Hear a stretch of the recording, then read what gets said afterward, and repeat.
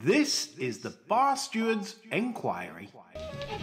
You're talking absolute rubbish. Absolute rubbish. In what way? You were an underachiever in life. I'd saved your bacon one time. You were gone. You handled that well. I couldn't save you. But you did the right thing. Well, that's why you don't know anything about racing, John. I didn't say I do. Right? I'm saying that... What have you contributed to racing? You're one of these take-out merchants. Take out all you can. Hello and a very warm welcome to the Bar Stewards Enquiry Weekend Podcast. This is where we try to line your pockets with silver. And this weekend we've got Newbury, the Ayr Cup meeting, and other bets I'm sure that we'll find elsewhere. I've certainly got some decent bets. And joining us tonight, the usual me and John, is Quentin Franks. Good evening, Quentin. Evening, Lee.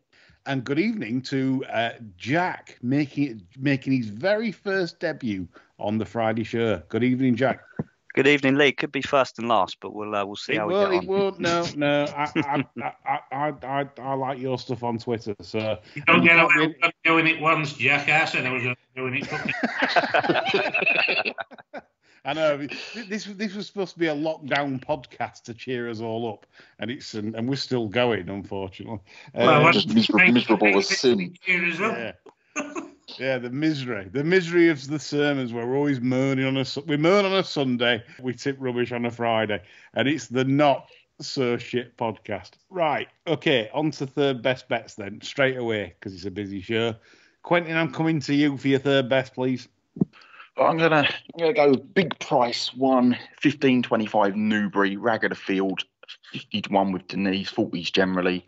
Pavlichenko, kind of an all-weather horse in a way, but he's got turf form and shaped as if he was still in half decent nick at Goodwood in July. Competitive, he tried to make all kind of faded in a hole, but it was off a mark 103. Sandown on the 20th of August. Was along the dead rail, all the way along the dead rail, and nothing. It wasn't the place to be on the day. And handicap has dropped him 5, which seems pretty excessive. He's got a turf win, albeit in August 2020, off a mark of 93. There's a few in there. I know he's taking on unexposed 3-year-olds. The favourite's the right favourite, but you got Sea Casper, which I think needs further. Special Envoy, I don't think it's well handicapped. Groundbreakers, Moody, 50 to 1 just appeals as a larger price than it should be. I actually put him up as a bet in the morning at Doncaster last week at 40 to 1. He was 20 to 1. Then the old bing bong on the BHA site went and he was a non-runner. So hopefully it was a case of taking their price and they pulled him out. So I'm going to take their price again and hope they don't pull him out. 1 point win, 50 to 1. Let's do it again. Yes, teach them a lesson. Thomas Gritch at 50 to 1 with Denise. Pallavicino back class in spades and takes a big drop to 95. Good luck, Quentin, with that for your 1 point win at 50s. Come on then, Jack. Hit me with your third best. Right, let's go. So I'm going for the 2.15, and it's the Group 3 sprint. I'm going to go for Roger Varian's Mit Bahi. I really do like this horse. I think he had a good start to the season. Sort of four races, didn't finish out the first 2. Couple of good efforts at Sandown, won the 3-year-old listed there. Then the close second in the Coral Charge. Thought it was really unlucky that day. Got stuck out on the rail when you didn't want to be there. Found quite a bit of trouble in running. Went on to Goodwood and the King George. I think he just had a bit of a stinker. Nothing went right. Sorry. I mean, I think he stumbled out the stalls for some reason. It was toward the end of the week where everything started going over to the far rail, and Egan decided to take him over to the near rail, which was just not where you wanted to be. So I'm hopeful you can just stick a line through that. He looked pretty progressive otherwise. I thought he'd been kind of priced up on that last effort, and I thought 7 to 1 was worth a 1 point win. Interesting shout indeed, and a good case made, because like you say, on the back of the second to Rarcel in the Coral Charge, he's probably not a 7 to 1 chance. Yeah, here's hoping he could just be a bit of a stinker, but we'll give him one more go. No, like that. So 7 to 1 with Denise again. Denise is the theme. So Denise, good luck with that. Denise is going to sponsor this podcast soon. I'm certainly she will do, because John, I'm hoping you're going to keep faith with the Stoke-on-Trent lady. I do my best, as you know. I always try to get a bit of Denise involvement where I can. Do you know, I'm so sick of this bloody format. There's 700 races tomorrow, and I'm crossing swords with Franks already. Oh. 325 Newbury. This could have been named for me, really. One for the gutter, which is where I'm sure I'm going to end up. This is his correct trip, in my opinion.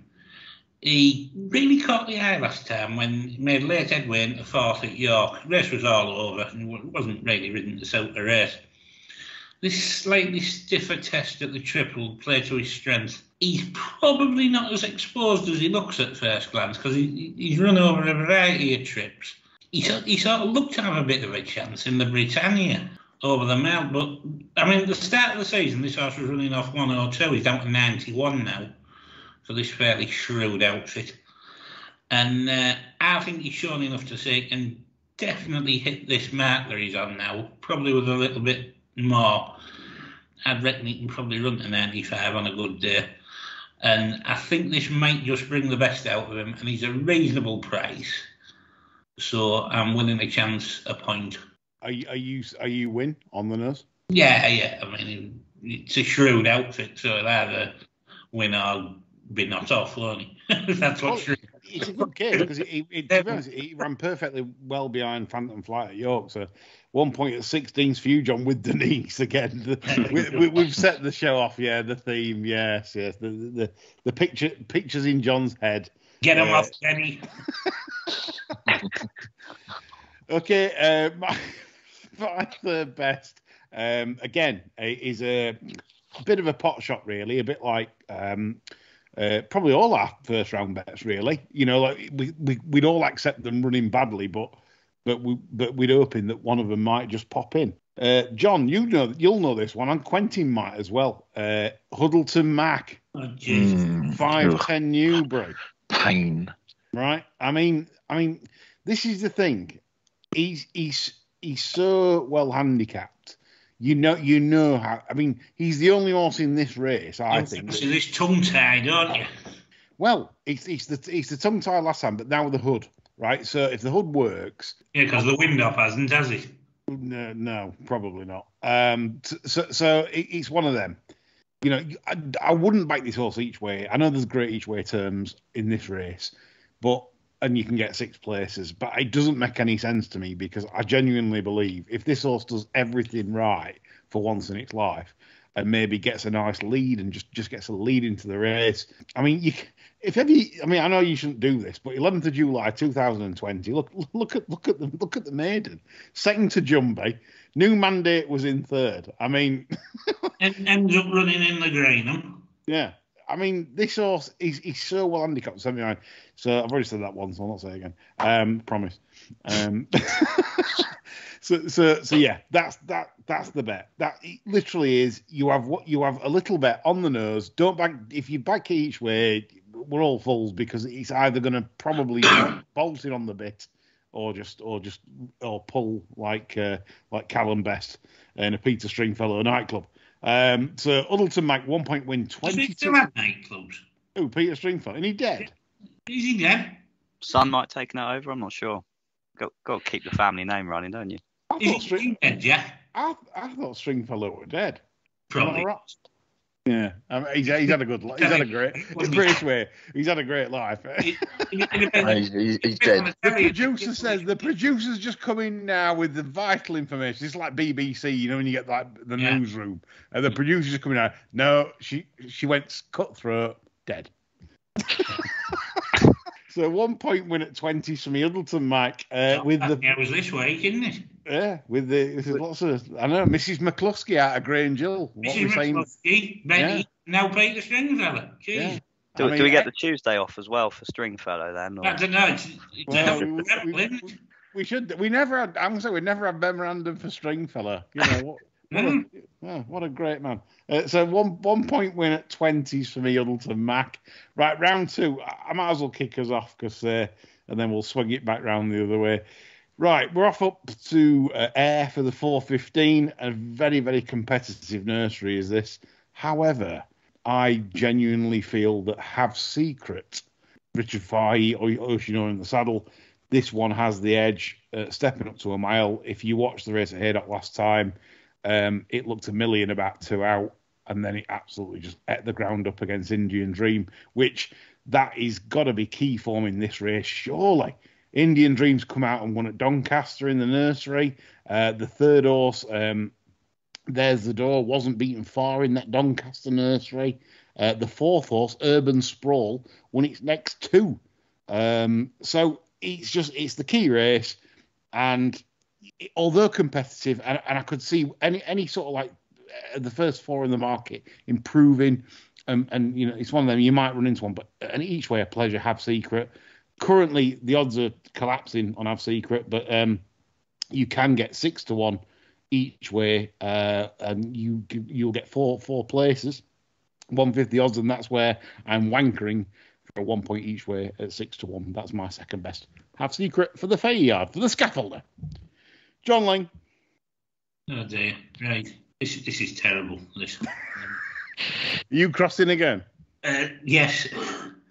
You'll think the Huddleston Mac bet's a bit of a punt. Well, it's the same race. So you can imagine which one this is. This is Mick Windmill's Trey Flair. Yeah. Got disaster written through it like Blackpool Rock, I know. But, you know, we're in the era of people taking the mother's ashes to look at the Queen's coffin.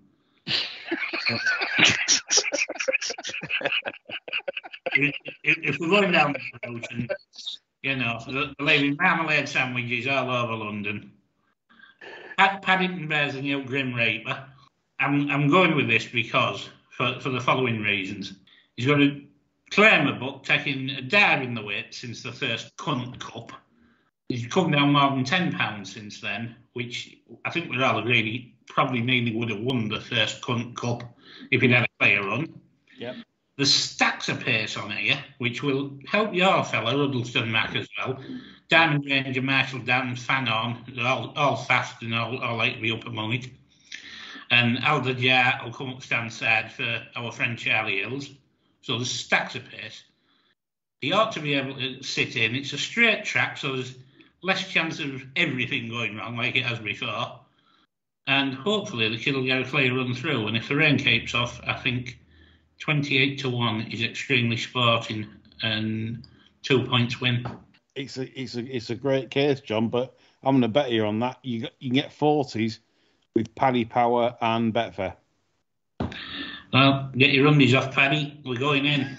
Are you wankering at that? Right. Bollocks now. On the nose. 2 on the nose. Yeah. Yeah. Let's all come after Richmond, and he's cuddling. He's been cuddling his lead since July. He's a disgrace, and we're going to come after him. So yeah, good stuff. That John, I like that one. Jack, coming to you.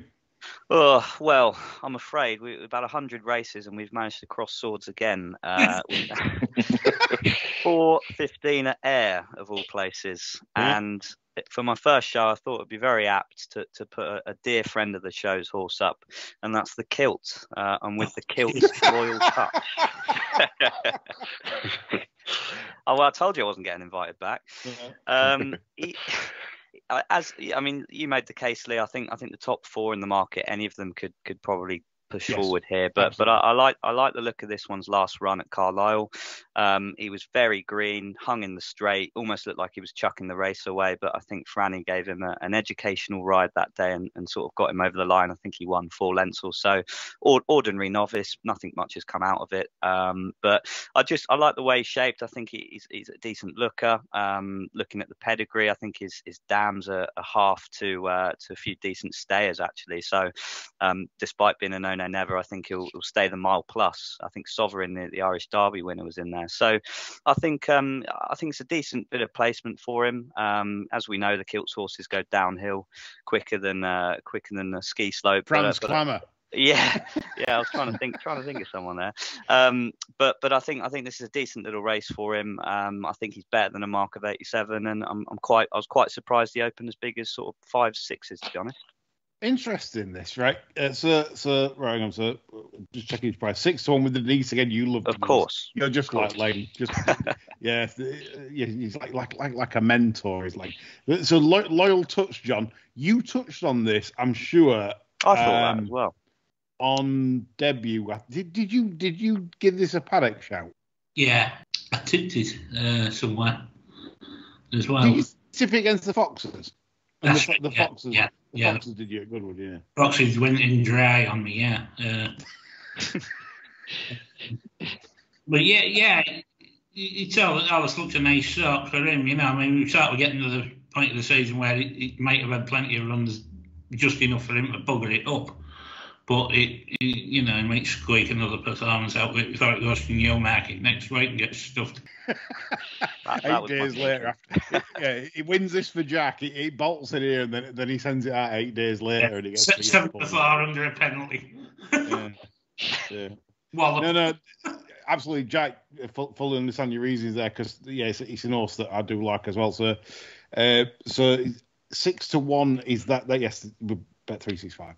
Quentin, to finish the round, please. I'm going to join John with a Mick Windmill horse at Newbury. It's not his one. It's Jacobet Cavern in the 1635. Horse, he's unexposed. Started his career in June this year. Couple of spins, and I thought his all-weather effort at Southall was kind of interesting. Ended up wide, came from further back than ideal. Clocked a fairly decent figure in under the circumstances. But his size 60s icon isn't really one for the all-weather. Went to Yarmouth, caught further back than ideal again. Wouldn't need a stronger pace. Showed knee action that day. Is Dam's soft ground winner as well. So again, caught the eye. Marker 70, Fosslas, absolutely shit up, to be honest. Clocked a big figure. Just turned it into a route, made a massive move between the 4 and the 3 pole, blew them away, and it was just good night Vienna from then on in. Up £9 for that. Seabass's claim's gone from 5 to 3, so up 11. Haydock class 2. Haydock class 2, I think it was 2 weekends ago. Just, again, firm ground, didn't suit. You can tell by the way he moves. Steadily run race, 111% finishing speed, pulled light stink. This is just much more suitable. Ground will be perfect. Handicap mark still looks fine based on the Fosslas figure. Just still think he's a well handicapped horse against a bunch of exposed horses, to be honest. I expected kind of 7 to 1, 15 to 2, 14s with Denise, 12s general. 2 points win, please. Interested. 2 points win for Quentin. 14s with Denise. You I believe bet this at Foss last, did you? I did. Yes. I'm also going to drop Quentin in it now, because I believe Quentin this week. You've been a naughty boy and you've tipped an 80-1 winner this week. Yeah, it was 50s when I tipped it, and hopefully stole friend of the show Stuart Williams' prices, because it was in the 12s about an hour afterwards. But then it went out like a barge, and won at 80s. It was nice, pleasant. Incredible tipping performance. And check Quentin out. Message him if you want to join in with Quentin's bets on a daily basis. He's a quality judge. And last time I backed an 80s winner, I think ABBA were number one. So it's just quality stuff there. So I thought I'd mention that and get that in. That finishes the round off of the 2 pointers. Where am I coming to now? First for the 3 pointer then. I'm going to start with you, Jack. You've got a belter for me. Well, again, you can tell we don't confer on this show, because we're off to the 325 at Newbury, I'm afraid. I know. If we can't find a winner between the three of us, then we're struggling.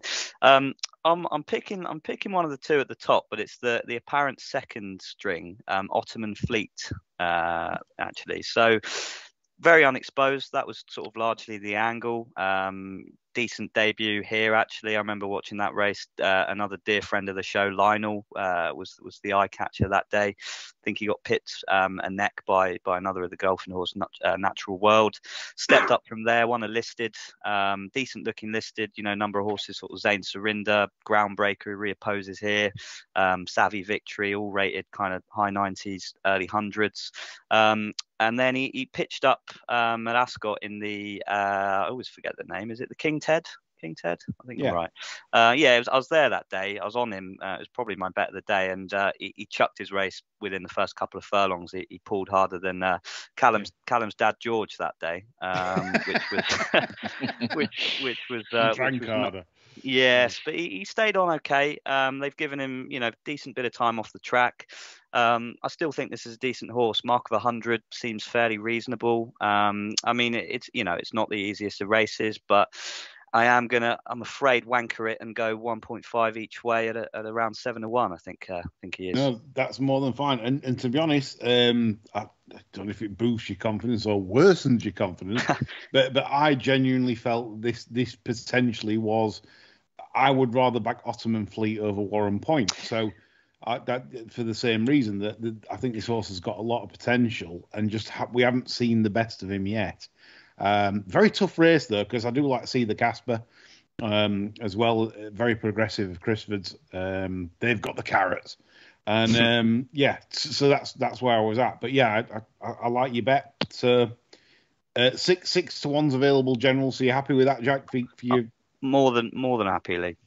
Yeah. And you get. Is this right? 4 places. Yeah, 4 places. Yeah. So 1.5 each way. A wanker bet for Jack. With Denise, I hope. Yeah. It is actually, yeah. Oh, there you go. There you go. It's a full hat trick. So if you're following Jack's bets, it's easy. Just go to Denise. Right. Who am I coming to next? I'm gonna go me next, and then finish with Quentin and John. So my best bet is in the 351 at Newmarket. It's the Cesarovic Trial. Jesus Christ. That's collapsed. Right. 351 at Newmarket. This is my best bet. It's the Richard Hughes trained Bascule. 11-1 generally available. Well, no, it's not really generally available. I lied. You'll get it. Just ask nicely. This horse, I think he's just so unexposed at staying trips. Was absolutely desperate on the 30th of July behind Trollerman. Just basically got no sort of run whatsoever. Would have gone close to winning, I feel, in that big race at Goodwood at the glorious Goodwood meeting. You can strike the next run behind Vino Victrix. That's not its sort of race at a small field. Literally, I think they'll go a decent pace. The Kilt's got one in. They'll all bound along nicely. And Bascule is my 1.5 points each way bet at 11-1 to hopefully get me off to a flyer this weekend. So yeah, that's my best bet. Quentin, coming to you for your 3-pointer. My 3 points, I'm going to the gold of Dunstall Park and the opening race actually. 1650 Wolverhampton Cariad, top of the market, 9-4 at the moment, but 9-4 is a chunk over what I would have it. The case for the horse is pretty simple. She rocks up here against a bad bunch. I'm very impressed with her when winning early in September. She had a couple of months off, grown into a frame, tall filly, plenty of scope. Did well to come from off steady fractions to win going away. And this she's going to eat up this step up in trip. Up against her, you've got Romantic Sunline, the William Stone horse, which had the run of things in a very, very steadily run race at Kempton when winning. That form doesn't look too good, and obviously shown the best effect there. The one making the market is this Nibras Rainbow. He's very well backed for Ismail Mohammed, again early September at Newcastle. Was suited by a strong pace, but he just looked a moody fucker.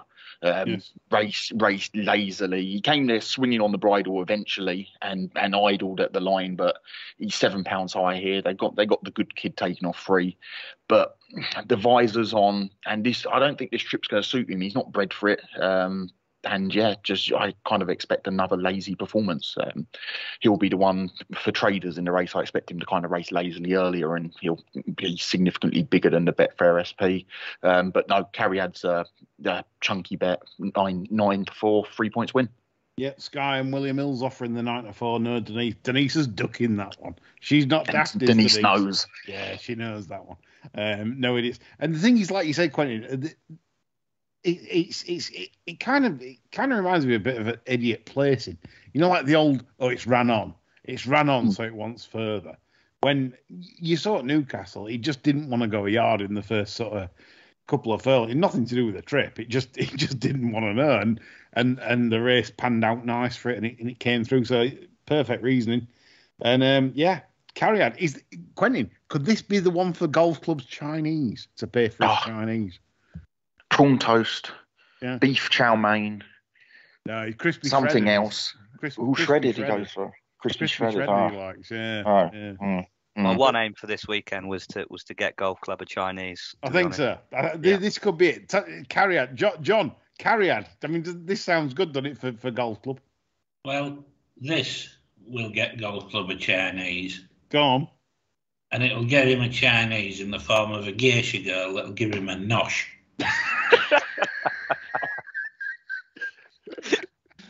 This is a proper fix, bayonet and charge job.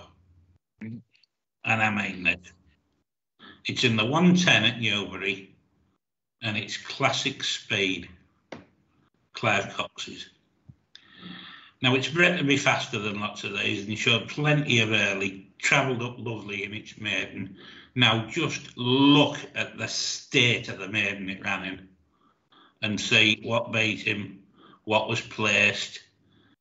Nearly everything that finished in front of him has come out and won, with the exception of a Gosden one that fluffed the start and made a big move to get to the front. The form stacks up lovely. He's good sort physically, as much as a Kodiak can be anyway.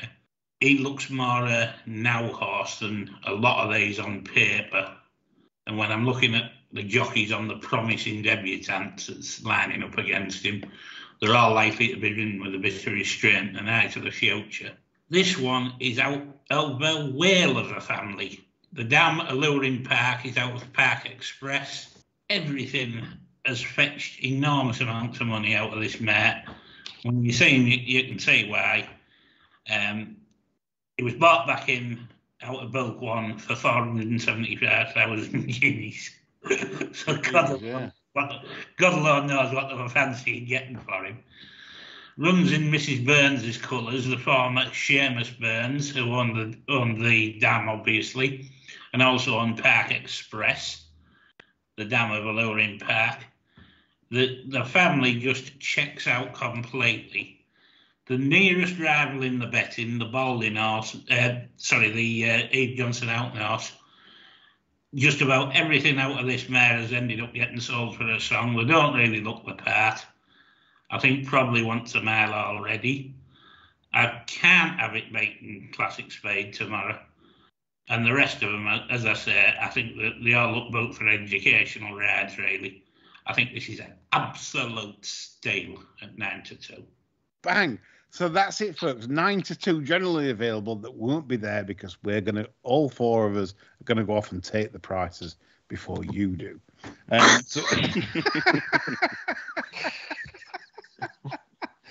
John, brilliant. Quentin, any thoughts on John's analysis there? I like that analysis. Oh, absolutely nailed it. The Eve Johnson Horton horse, as he said, needs a mile. The one kind of that caught my eye pedigree-wise, Lieber Power, but Cracksman, you'll probably want it over a mile. It's related to a couple of first-time out winners. It's not as deep as Newbury Maiden standards, to be honest, but you got the Hills horse that you were interested in that Donny running, Bodder Wagon. Oh, yeah, of course, yeah. That's in at 22, so. Bodder Organ, yeah. That will be all right, because they always aim one for there, so that will be all right. I mean, whether it's up to that sort of standard, I don't know. But yeah, that's an interesting runner. So yeah, thanks for mentioning that, Quentin. On to the second part of our show now, where we discuss the television action for the weekend. Don't forget, it's all about Woodbine really tomorrow night, and also the German St Ledger on Sunday. Earl of the Cotswolds for the Twists and Turns. Yes, the German St Ledger. Everyone loves the German St Ledger, especially when you got Plumpton and Hamilton on a Sunday. So the 120 at Ayr is where we go. ITV4 coverage. only tomorrow, and it's Koi Koi at 4-1 Fav in the mile handicap. Any thoughts on this race, Jack? I'll kick us off. I mean, I quite like the Grant Chua horse. Thought he kind of came back to some kind of form last time out. Whether that was just a bit of a fluke run, I'm not sure. But they seem to have got him right. He was with Bowie, wasn't he? Sort of back in the last season, some of this season, and yeah, seemed to have turned him out pretty quick. Must be pretty hopeful of a decent run. Was almost a bet. 100 grand they paid for him. I mean, that's a good old fee if you're not going to be good enough to win a and you know, I mean, look, it's a Class 2 handicap, but it's only Ayr. You know, it's not like you're going for the big, you know, the big ones. You'd be disappointed if you're not landing one of these, having paid 100 grand, John. You would that, wouldn't you? I thought Revich might run well here. Oh, the old Chester specialist. Yeah, I mean, he run a good race in the summer at Epsom. Not exactly the same sort of track, but he's a course and distance winner here anyway. He won this last year. There was a kid on it last year, Danny Tudhope's a very fair swap, I think. Similar sort of mark. Yeah, I think that's a sporting play at the price. Goes up, Quentin? It was the Fellows horse that interested me. He kind of had a bit of a lull in the middle of the season form-wise as a trainer, but he's kind of bounced back to form. He's having a few winners here and there. Didn't handle Epsom last time out. Big figure on the clock at York when coming more towards the sand side. He was very impressive when coming from off a steady pace at Nottingham. Still think he's well handicapped and has scope. Should be enough dig in the ground. Double figures, 16s, 14s generally was more than fair, if I'm honest. Yep, it's a shame that the ground didn't go soft because I was all Blenheim Boy was going to be one of my bets of the weekend. If they did get, you know what Scotland can be like, it can be, you know, you can just start chucking it down. And Blenheim Boy, this would be a max bet on soft ground, but sadly it's I don't think we're going to get anywhere near that. So that was my interest in the race. Done. The 155, the Doonside Cup, Phantom Flight. Certainly a friend of the show after the last win at York. That crowned off the meeting beautifully for the Barsters, the Phantom Flight. John, anything you can say negative about Phantom Flight here, or? Yeah, I don't think this horse bounces off fast ground tremendously well. Yeah, and I think it probably had a bit of an advantage at York that maybe one or two of the others didn't. And as a result, might have been slightly flattered by the win, but I mean, no doubt about it, it's a bloody good horse. I don't think there's that much between that one and Royal Champion, who has been fairly highly tried since the Epsom win. I haven't really given him a chance in either of the races he's run in since. And I think this is much more his bag. And I wouldn't roll out Yoke and Glen despite dropping in trip appreciably because I think the horse is in form and I don't think trip's all that important to him. No, a Brigadier Gerard winner, you know. Yeah, I think that's the three, mind. I don't think there's an awful lot else to. I mean, not splitting the atom here, am I? The front three and the betting here, damn it. No. I think I'd probably just shared Royal Champion at the odds. I don't really feel compelled to have a bet though, because I think they've just about got it framed right. Yep, it's at Peyton Doggin for John. Jack? Yeah, agree with John. Really, I thought Phantom Flight at kind of whatever he's at now, 13-8 was skinny enough. I make them two sort of closer to each other, to be honest. I did hear off a pal who sort of has been in and around the yard that Horton said that this was the quote apple of his eye earlier on this year. So they think a lot of it. And yeah, wouldn't shock me at all to see him go in, but not at those prices. As John said, I could see either Broad Champion or You Can Glen, who loves it round there, doing him well. Yeah, well, I'm right on the back to you and John with your opinion. I think you're more or less spot on, Quentin. Market looks spot on, to be honest. Kind of tried to look outside the front three, couldn't find anything. I was happy how it is. Move on. Yeah. 230 Silver Cup. Obviously, this is the one where I want to bring Davis in. Davis always been an advocate of the strange draws at Ayr, where you'll get the Silver Cup or the Bronze Cup. They'll produce low numbers clear of the stand side, and all of a sudden the stand side will win and do the big switcheroo. On today, I think that's there in the fact that, Quentin, I want to be towards either rail. Would you say that's fair? Yep. Hence the bet I'd have in the race would be Emperor Spirit. Like we both like the Foss last form with Tamwami. Yes. Obviously, Hills fucked it up at Doncaster by running it in the wrong race. Strong on the clock there. He hangs slightly left. The horse, he's on the rail. There's actually not that much pace that side, in all honesty.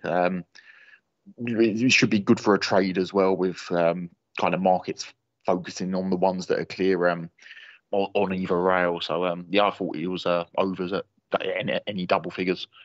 Yeah, that's one I will not let win without some shekels on Emperor Spirit. I agree, Quentin. Jack, John, any thoughts? I was going to watch this with a view to the bias in the big race. I know, but like David said, I know how it works. That's my cop out. Really. The big switch. He'll tell you tomorrow. He'll say, John, this has happened year after year. They'll dominate on one side, and then everyone will fall for it, and then it's the other side, like Bielsa. I'm just going to sit there and root for Anthony Britton to win it with Azad Jamera. That's like Mondamedge's understudy, isn't it? This is like Mondamedge's stunt man. He's on a nice holiday, isn't he, at the minute? Mondamedge's been...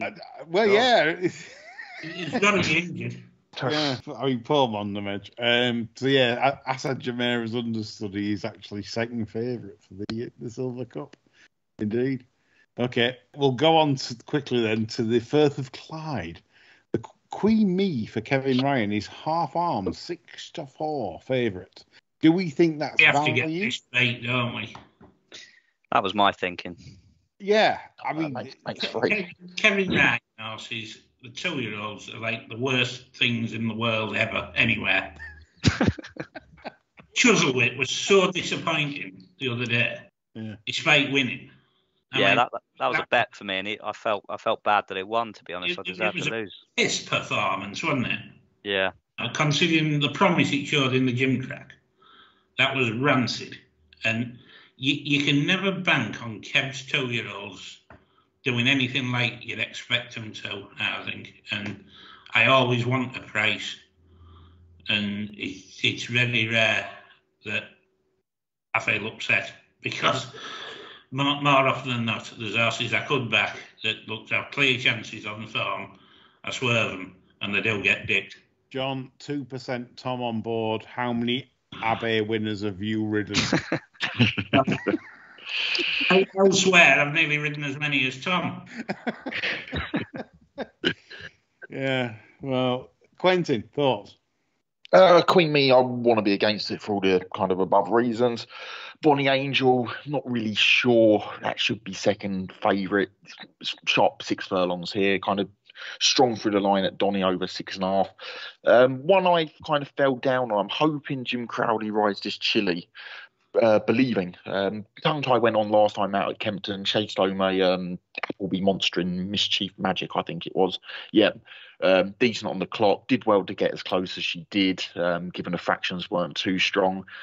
And it blew its chance away by pulling at Newmarket in the Maureen Britton race and in the Rose Bowl. But it was ridden slightly handier there, and Holly Doyle was on one of the starts. So hoping they drop it out. Looks to be pace on the card. I think 12-1 looks more than fair. She's still got a bit of growing to do into her frame as well. So expecting improved showing from her. Do you think Maria Branwell might run better for being on ground where they just might make a bit of a print? Because I thought she was quite promising up to the national stakes, and then she's been fairly highly tried on pretty quick ground. I think she's maybe just felt that a bit lately, and it wouldn't surprise me if she sort of bounced back and maybe hit the 97 at any rate, which she hasn't been doing. It's logical, isn't it? The one thing I'd say about Ayr tomorrow as well is I don't know if this would have any impact on your betting, but be careful of the increased headwind tomorrow at Ayr. It's quite sustained, about 17 miles an hour straight in your face. So I don't know if that's going to impact results. Obviously, you wouldn't want to hit a 3-wood into it, would you? Well, it's like playing Troon. Which is close by. It gets very windy there. It's one of them, really. I mean, thing is, though, I looked at today, you look at Midland Parks, the primo follower of Kenny Dalglish's, who now looks like Johnny Depp in his quest to reform himself. That horse of his today absolutely blasted off. Very impressive, and there was enough headwind today to say don't do that. But he did it. So it might not make no difference. But look, the forecast tomorrow is about 17. It's about head. It's more or less direct headwind tomorrow. So I don't know if that will have an effect. Troon is difficult in wind. I mean, last time I played there, I carded 76, and I didn't bother with the back man. And leave that to Jimmy Tarbuck and Bruce Forsyth. 3:40 at Ayr, Gold Cup time. Kanjar is 9-2, clear fav, and probably rightfully so. Touch of class, but again, like me and Quentin's already touched on this. Draw time. I genuinely think those that are drawn centre haven't really got much leeway. I genuinely feel the winner will come from something that can get over the far rail or the stands rail. Do we agree with that, chaps? Yes. So have we got any opinion what could do that? Yes. I quite fancy Chief of Chiefs, believe it or not. The Chief of Chiefs. Yeah, I quite like mainly 7 furlong horses for this race. I think my judgment's probably been coloured by backing that thing Jane Keegan on that Dandy trained a few years back. Oh, yeah. Yeah, and I think this one, especially in view of the fact there's a headwind, and he's going to get a fairly good tug into the race. He's got a nice draw in 4, I think, where quite a few fancied horses are. And I think this one might just come late and spoil a few people's afternoons. Interesting. No, love that opinion, John. The prices. Quentin, Jack, any thoughts? It's the Cockwatcher's horse, not the Cockwatcher's horse, LA Dancer for me. Kevin Ryan's horse in 1, so kind of same as the Silver Cup stall 1. Price is kind of evaporating as we speak. There's still a bit of 25s around, but it appeals strong 3-year-old form there at York. Fillies, the Cockwatcher's horse, ran second at Yarmouth behind well-back James Ferguson horse. Pink Cristal, who was unlucky in the race at York, came, I think, he was 2nd or 3rd in the Harry Rosebery today. Not the Harry Rosebery, it was the Harry Rosebery. It wasn't the Harry Rosebery. A listed race at York today. And she 5 didn't suit her, so I like the form. I'm quite happy to take that to the bank. As I said, I want something that's going to be on or near a rail. It kind of ticks every box. That's as long as the ground stays goodish, then I'm more than happy to roam with that. Good stuff, Quentin. Jack, any view? Yeah, my view is that I've already done my bollocks on this race and it hasn't even been run. I don't know if you count Ed Walker as one of your loyal listeners, but I've got a bit of a bone to pick with him. So I was quite strong, great ambassador to turn up here and make amends for last year. But he's still persisting with the fact he thinks he's a group horse, which is complete bollocks. So I've kind of taken a bit of a stubborn view, but what one I did have a little look at was Vadream, Charlie Fellows. To be honest, looked a bit gone at the game. I think sort of a couple of Group 1 performances really below par. Came back to some sort of form last time out behind the horse John likes, actually, Sam Maximus. She probably does want it a bit softer though. That's probably my concern. I did think that might turn up a little bit softer, but it doesn't look like it will. But yeah, I might have a bet. I want to, like you said, I want to see what side they go up and make a call from there. Good stuff, Jack. Newbury, then we move over to the Dubai Duty Free Legacy Cup Stakes, chained to the Radiator Stakes. It should be form of the art trial. A Group 3 affair. Siskany is favourite for the Appleby clan. They've got a few in here. Kamari, obviously. John, do you remember we backed Kamari and it disappointed badly at York and the drift was horrific? It was, wasn't it? That was in the voltage, wasn't it? It was a telling market move, wasn't it? Yeah, that was like that stank. That stank the place out. You couldn't lay that for enough on the off. He literally just.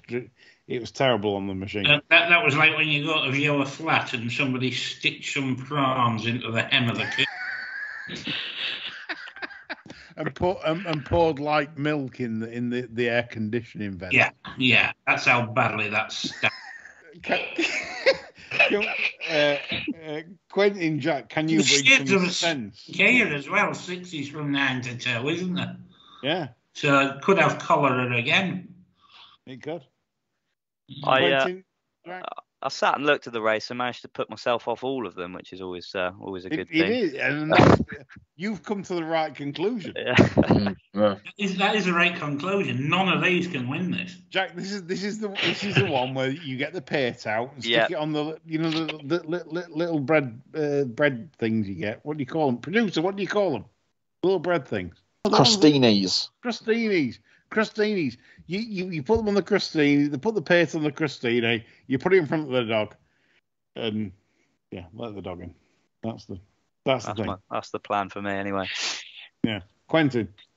Absolutely nothing. I was kind of interested in Siskany, but trip's probably too short. Dubai Future put up a eye-popping performance at Ascot. Kind of underwhelmed at York. I went backwards and forwards. I'm not going to have a bet in this at all. It's just a rancid race, ain't it? It is. John, do you concur? Solid Stone's the sort of rotten fucker that could go and win this. Really. Won it last year, didn't he? He certainly better suited to this trip, the mile and 3, than he is to the mile and a half. He's tackled the last twice. He doesn't get that trip. I can see him hitting the frame, but 7-1, bollocks. Yeah. 2:15. Jack's got to sit this one out because he's already tipped and he knows what he's doing in this. So it's left to us three. John, look out, Louis, the feedman's horse. It's unbelievable, isn't it? The success story of the season, really. How do you read this one? Well, you can't, can you? I mean, he had no chance a fortnight ago at Haydock, and he pissed up. And he had no chance the time before at Chester, and he pissed up. Well, he might piss up tomorrow for all we know, especially if we say he has no chance. Yeah. He broke the course record, didn't he, at Haydock? Yeah, look out, Louis, yeah. I think they're taking a view to maybe taking him abroad over the winter, aren't they? Well, to Maidan. Yeah, they will. To Dubai. That was the talk. And just see McIver there, all tanned after 3 months in Maidan. I know. It's a good job he's going in winter and not summer, because he'd be sweating like me, I think. Yeah. Yes, he'd be glistening. Glistening faces are clear, yes. Tough race. Quentin, Jack, can you bring any sense to this 5 furlong sprint? Jack's already brought the sense, but I'm going to take him on with a day to remember. I've kind of been waiting for this to drop down to 5 furlongs, to be honest. She was on the wrong part of the track at Nace last time out. Just goes well enough through her races to suggest that this sort of trip's going to suit her. She's 12th one. She'll be bigger than 12th one in the morning, I suspect. You'll likely be getting pushing 20 to 1. That's the way I'm going into the race. Yeah. Quentin, could you send some Irish carrots in there, maybe? Hopefully, Irish carrot. Bring them back. Who's it owned by? GB Horse Racing. Lovely, yeah. Irish carrots. Lovely. Now, the 250 Newbury is the Mill Reef, and I'm a bit I'll be honest, I'm a bit disappointed because I expected a better feel for this. Obviously, Streets of Gold went to Ireland for the sales race. We had a shit Champagne Stakes, now we've got a shit Mill Reef. Well, I wouldn't say it's shit. It's just it could have been a lot better because I looked at the decks. I'm thinking this could warm up to an absolute belter. But Streets of Gold obviously went to Curra. I just think the betting's got it right again. I looked at this and thought this is between Sakir and should have been a ring, and that's how the betting's got it. Quentin, do you agree? I think I'm going to have a nice lay on Shakir, to be honest. I think he's too short at evens. Nice back-end sectionals, but poor enough overall time last time out. Should have been, there's enough depth in the race. Should have been a ring big time at Ripon. Wallop, decent debut form for Hannon. He's not really got Adam wound up since after Ascot. And you've got the Cox horse that could improve on kind of middling debut at Salisbury. Like I think there's a bit of depth, not as good as it should have been, to be honest. But I feel if you can get him in the book at around even money, I'll be happy to stand that all day long. So it's a lay of Shakir for me. Good stuff. No, like to see strong opinions. John, I like should have been a ring for obvious reasons. Snagged us a few quid at York. I think getting him away from the undulations of Ripon won't do any harm either. He's won twice there now, but I think he hates the place. I did think Wallop was interesting, going there off a maiden run. Yeah, my thoughts exactly. Plenty of pace in the pedigree, out of a nice dam. Could run pretty well, but 12 to 1, I'd have probably wanted 16 plus, I think. Yeah, no, that was my thinking, John. I mean, it's quite a bold one, isn't it, to chuck him in as a maiden? I don't know if you saw his maiden. He sort of bumped the start, looked a bit awkward, finished off quite nice. Yeah, if that drifts, I could be tempted a little bit with a sort of, I don't know, a without Fav market or something. I'm a bit worried it might not be run at a terribly even pace as well. But you don't have to back the winner of every race, do you? You don't. So 325. Most of us are out here. I agree with Jack on Ottoman Fleet. In fact, we're all out. It's like no likey, no lighty. This is the four presses have gone in. This is it. Palavicino, of course, for Quentin. One for the gutter for John, which he names his namesake. Ottoman Fleet for Jack, which that would if I come on the race, that would be my tip. So that's it. That sums up. Perfect. That we're done. That's it, boys. We're done. Happy days. Happy days. You have to spend no more time with us. I mean, this is it. So brilliant show. We get back to the telly now, watching the queue. We can watch the queue. The queue. There's now 9 miles long, 14 miles. David miles Beckham made it to the front, yeah. I saw him. Yeah, he's been in. Holly and Phil. He's been in, been out. Holly and Phil were a disgrace. They jumped the queue. You know, like all the MPs, John, jump in the queue. Terrible, weren't they? Well, you know, they work there, don't they? They can just nip out in the lunch hour. Yeah. Right. Hope you enjoy the weekend, chaps, and hope you back plenty of winners. We'll be back on the Sunday sermon. Me, John, and Chris, obviously talking absolute rubbish and moaning as always. Thank you to Jack for making his brilliant debut tonight. Quentin also. John. Bye for now.